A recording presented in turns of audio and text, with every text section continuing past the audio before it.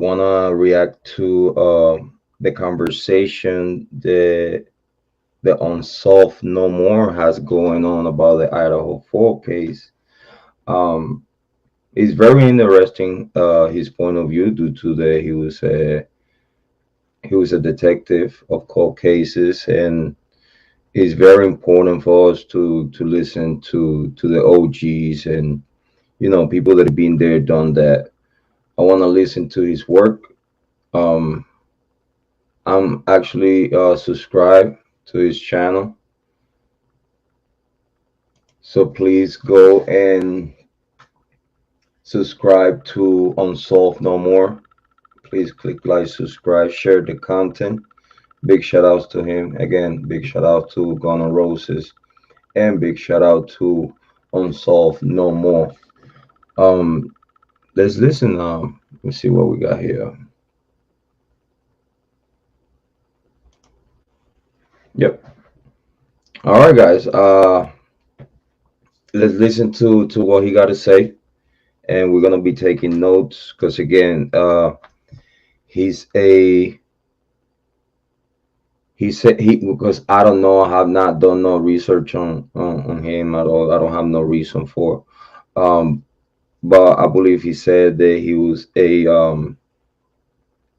cold case detective, which I don't have no reason to doubt his word. Um, but it's very interesting the takes that he have about this case, the unfortunate tragedy in Moscow, Idaho, from these University of Idaho students that got murdered. So let's listen to what the guy got to say. All right, today what I want to talk about is some more search warrant stuff in the Idaho case. I've been on this Idaho case kick lately, the last week.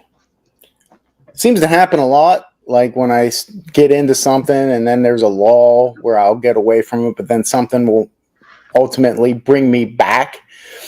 So that's been the case here with Idaho. I read something, and then next thing you know, I'm reading more and I'm researching a little bit more and got pulled back into it, just like The Godfather. Once I think I'm out, they pull me back in. That's what it seems like here. But it's important. And I don't know how I missed this. Probably, well, I do know how I missed it because I took some time off where I didn't look at anything.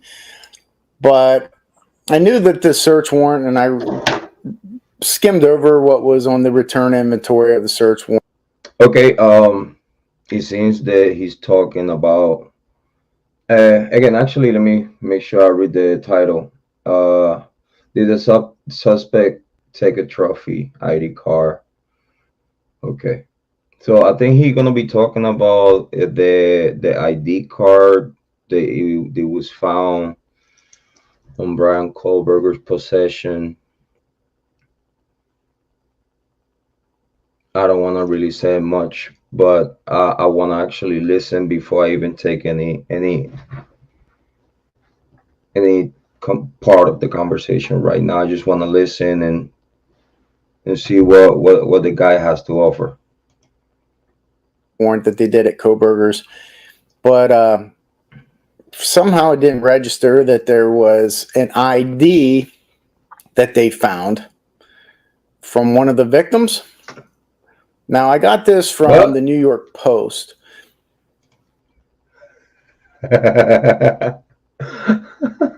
This is a live reaction, guys. I'm sorry.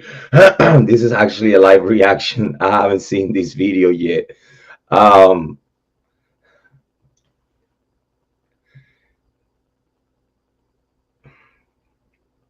I think we already started with the wrong foot. We already started with the wrong foot. Well, yes, indeed. It was an ID found in the belongings of Bryan Kohberger. But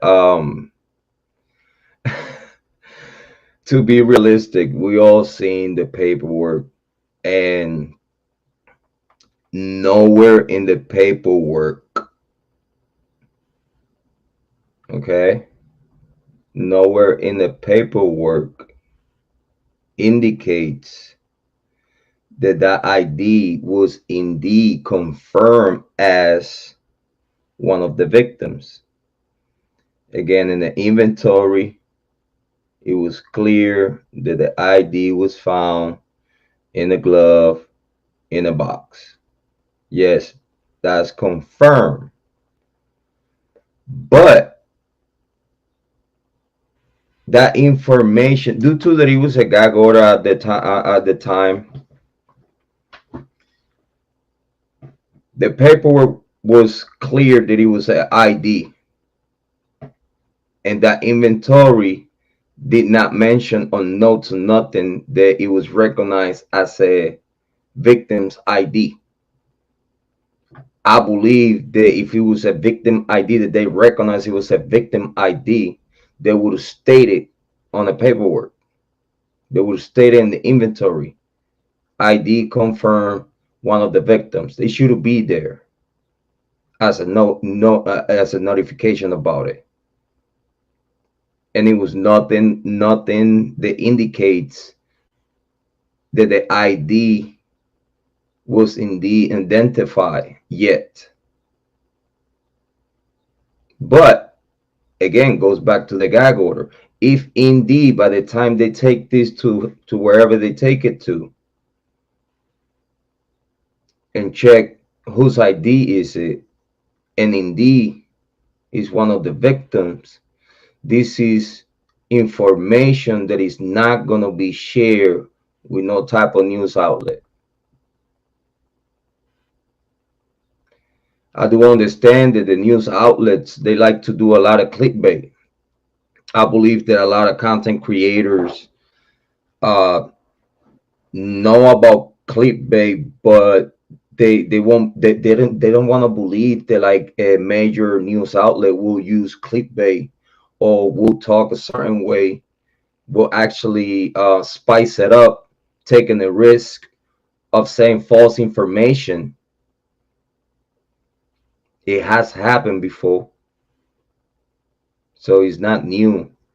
I believe that the New York Post, wherever he's seen that, um, I listen. I know about the New York Post. They're not really reliable. Like it's been some information that they have put out that is very, very fishy and is no good information. So again, we're talking about facts.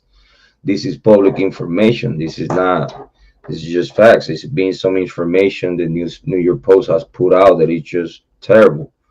Um, which again, we're not trying to knock on them, but it's just the reality is on the record. So I hope he's not trying to talk from whatever he got from the New York Post, which it indicates me that he kind of like believed that. I hope I'm wrong, because again, I get the sense that the guy believed that the ID it was from a victim, which again, if it was, it would be notified. It would be written right away, because all these detectives that were at the scene, they know the names of the victims, they seen their pictures and stuff like that. As soon as they see the ID, they will recognize it, and when they put on the inventory, it gets notified as the victim's ID. So I believe that by the time they put it on the inventory, they didn't have no idea whose ID was that. That's why they just put it as an ID. And again, whenever they get to wherever they go to, look for the information on whose ID is it. If indeed is the ID of one of the victims, they will not share that with no one in the media outlets due to a gag order. I hope it makes sense to you. But let's continue. little bit more credible, if that's an oxymoron, credible media. But I mean, it's fact that it was on the inventory receipt. So I mean, there's no way to screw that up. It's just you don't know whose, meaning what victim. Whoa, you got to be careful in the way you're talking about. You're a detective, right? This is a live reaction, guys. You are a cold case detective, right? And you realize that yes, um, it was an ID and it was in the inventory. Yes, you are right.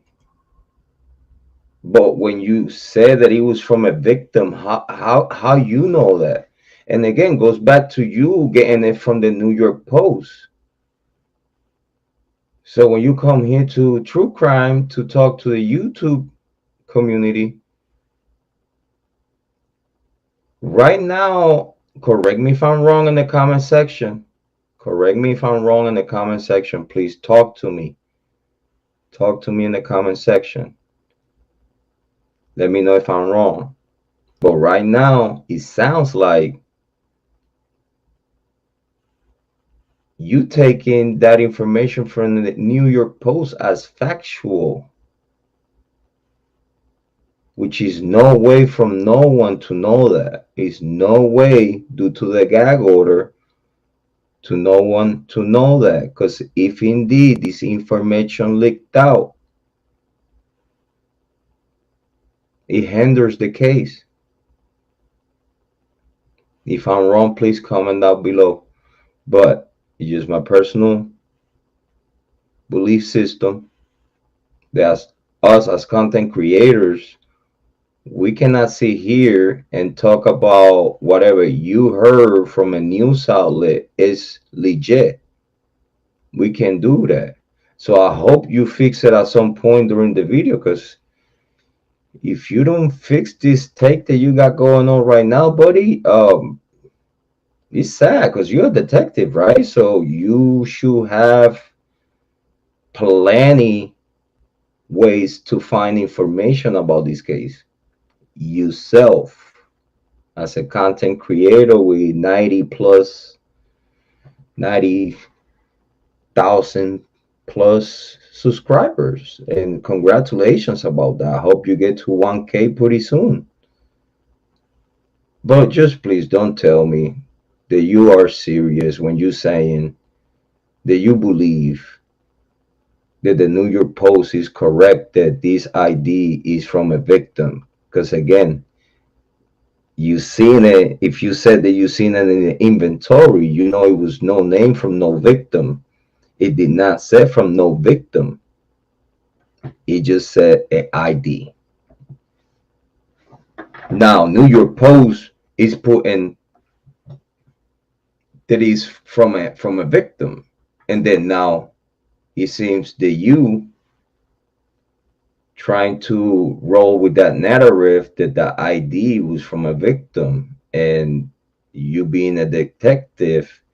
I hope this video is not about that, bro, because you're a cold case detective, and if this is how you gonna go at it, just going by what a news outlet tells you, and you're just gonna come here to YouTube and talk to thousands of people wrong information or misleading information, because misleading is that you don't know if it's factual or not, and you know you just saying what you're saying not knowing. Now I give you the benefit of the doubt because I don't know you, but just in the way you just started this video, bro, oh my god. Just please don't tell me that you're about to do this. It is.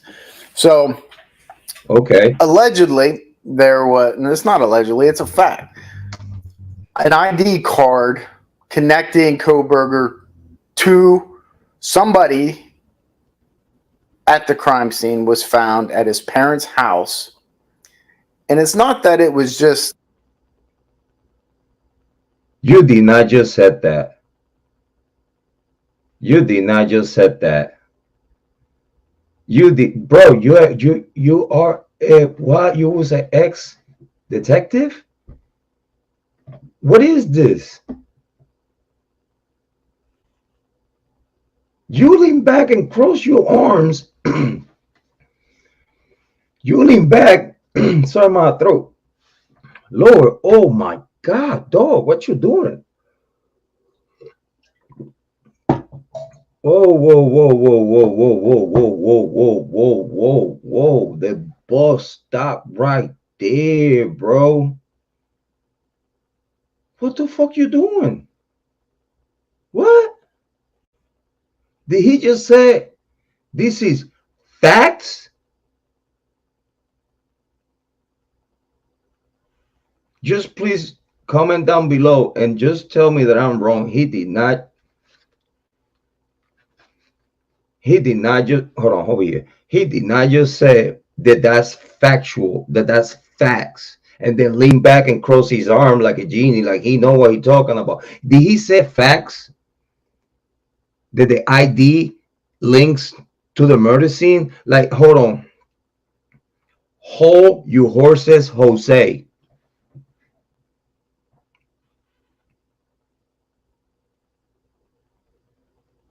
What a coincidence that you have a no sleeve T-shirt that it says "Gun on Roses," huh? I guess everything comes full circle.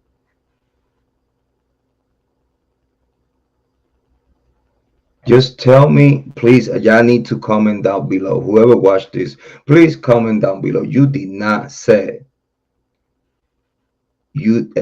You did not. No, hold on. You playing with me, do you?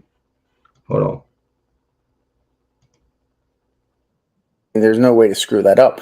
It's just you don't know whose, meaning what victim it is. So allegedly, there was, and it's not allegedly, it's a fact, an ID What?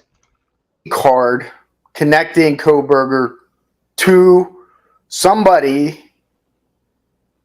at the crime scene was found at his parents'. Man, I'm done with you, bro.